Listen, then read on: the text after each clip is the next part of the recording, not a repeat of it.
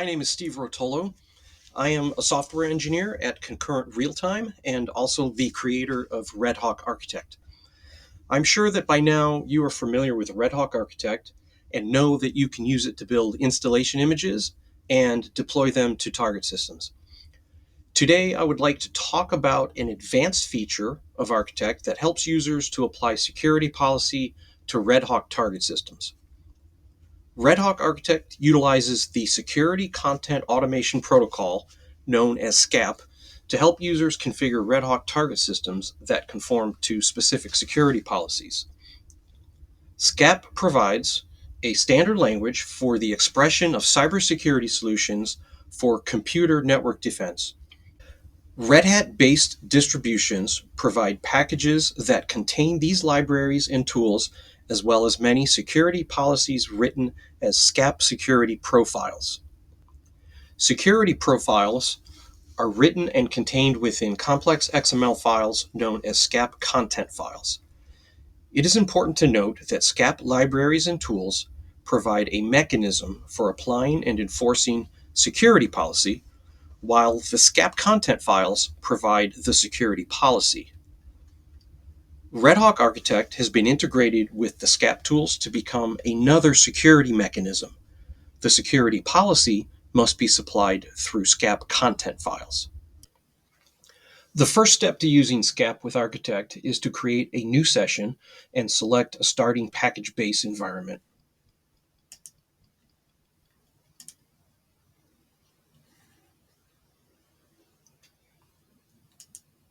For this demonstration, we are selecting the minimal Rocky installation. We will also select the entire UEFI support group, and we will select all Redhawk core packages.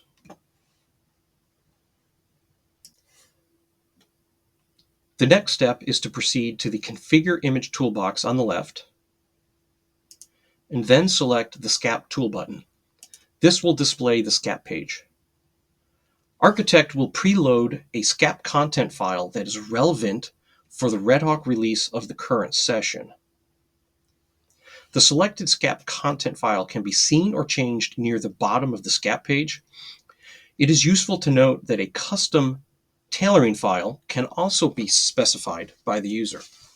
A tailoring file is a custom SCAP file that can be created by the user to apply local customizations to a SCAP profile.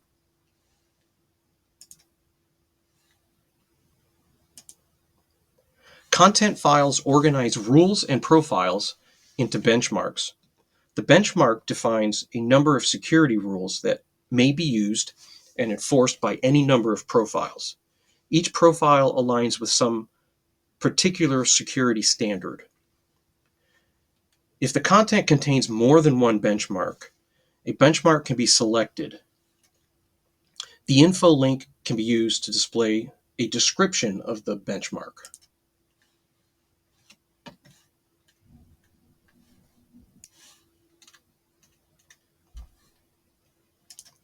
One or more profiles of interest can be selected by the user. Each profile has an info link that can be used to display a description of that profile.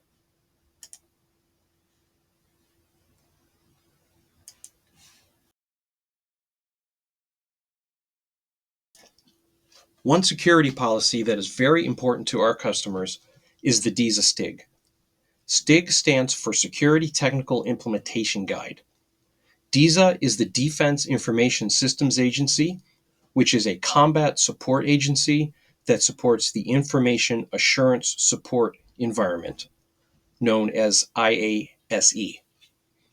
IASE is responsible for creating security policies for the Department of Defense and the federal government. The IASE creates and manages all STIG security policies.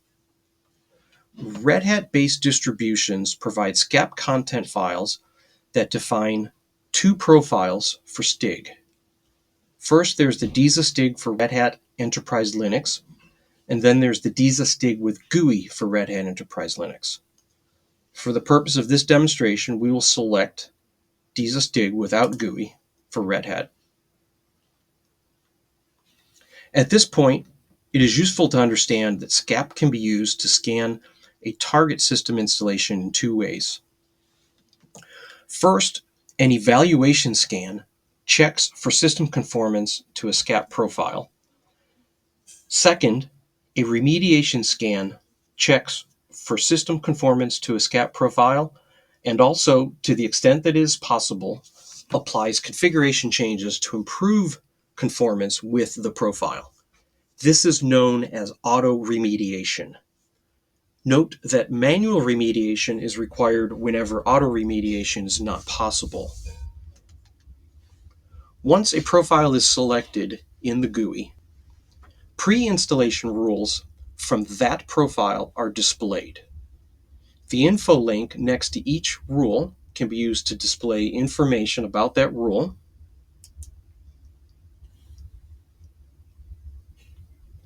Note that these are not all the rules in the profile.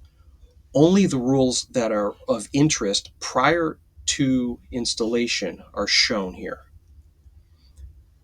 Architect displays the status of the current session compliance with each rule. The compliance status is updated anytime the session configuration gets modified. Note that building the target system image on the build image page will not be allowed until all rules in the selected profile are satisfied.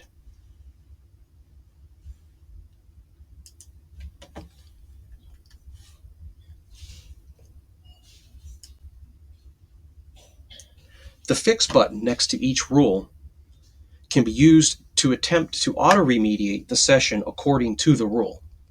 If auto-remediation is not possible, then the GUI will guide the user through manual configuration according to that rule.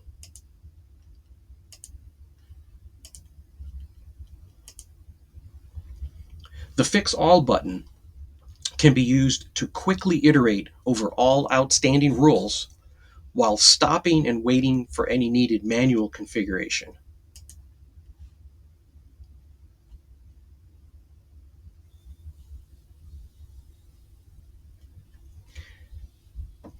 Here, the GUI has prompted the user to configure a boot file system with the no dev options. When we select OK on this dialog, the GUI then guides the user over to the file system configuration page, where we can configure the boot file system needed by the SCAP rule.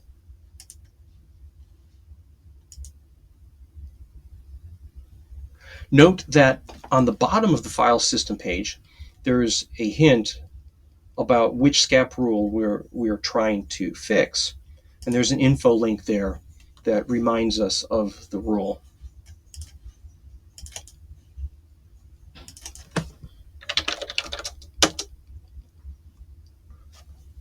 As you can see, once a rule is satisfied, the fix all process continues and only stops once we hit another rule that requires manual intervention.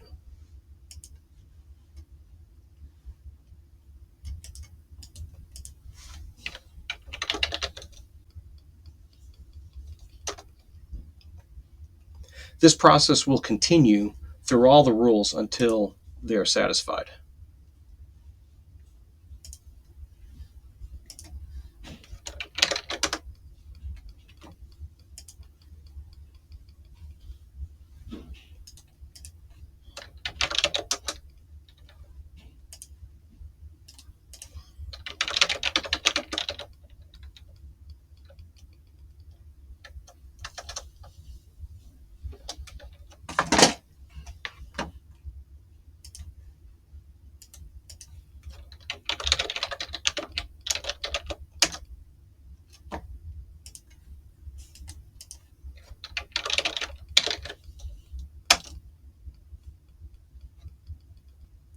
Once the session configuration is in compliance with all pre-installation rules, then the image can be built. We will now proceed to the build image page, where we will start a build on the image.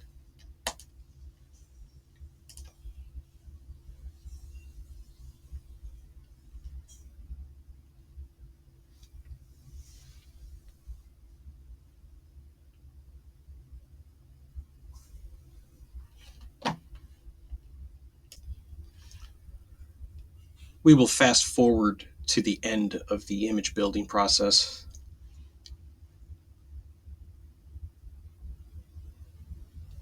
Once the image is built, a full SCAP remediation scan is automatically run on the image, and the build dialog displays the result of the SCAP scan.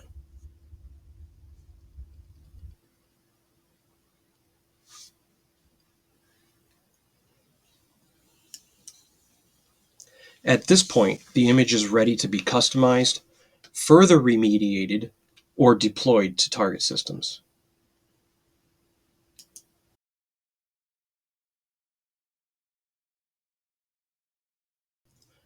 Now let's talk about image customization. Architect allows users to customize target system images on the host prior to deployment to target systems. Customization is done with the tools in the Customize Image toolbox. The Customize Image toolbox contains various tools. Software updates allows you to install software updates from concurrent real-time directly into the target system image.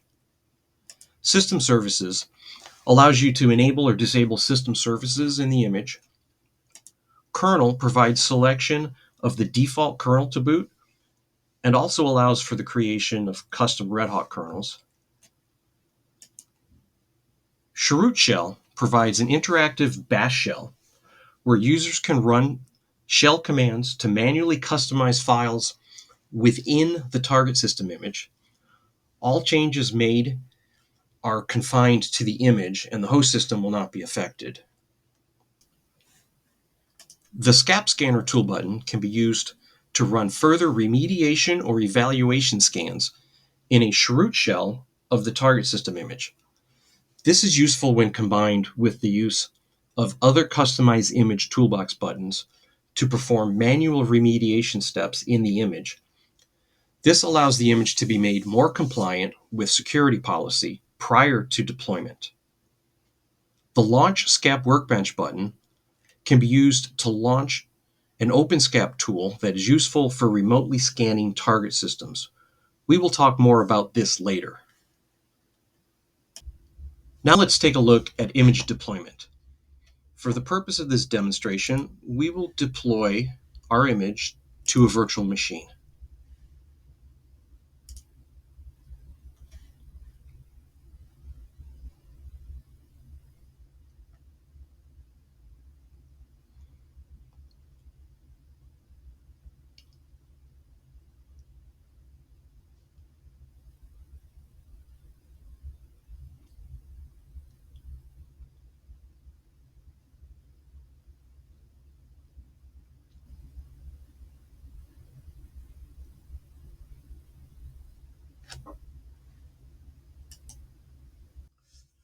Once deployed, additional manual remediation can be performed by editing configuration directly on the target system.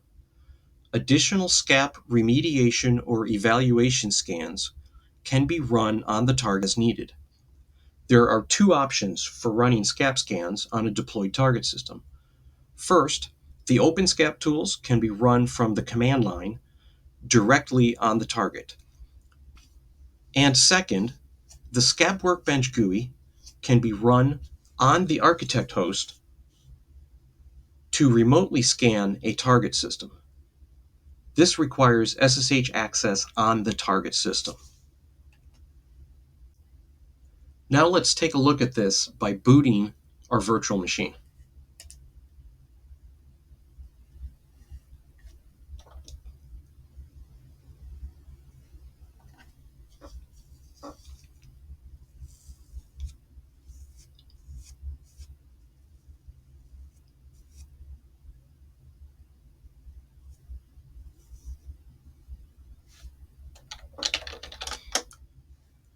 Architect simplifies the process of running OpenSCAP tools on the command line by providing wrapper scripts that can be run on the target.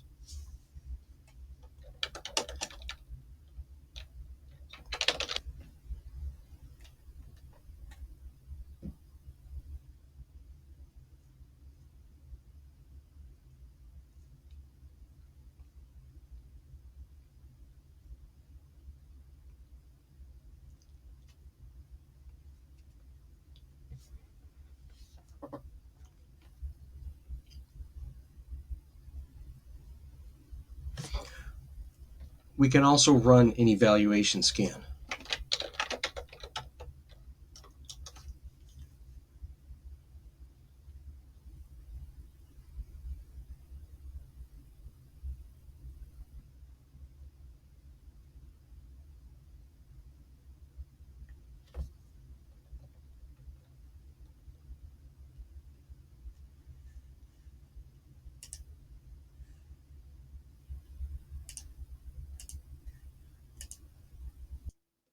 As I mentioned previously, the OpenSCAP tool, SCAP Workbench, can also be used to scan target systems. This can be found on the SCAP Scanner page.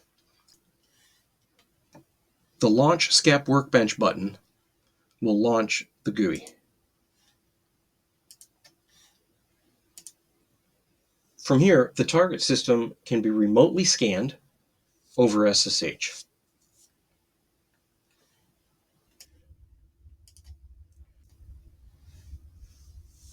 For more information, please see the security chapter in the Architect User's Guide.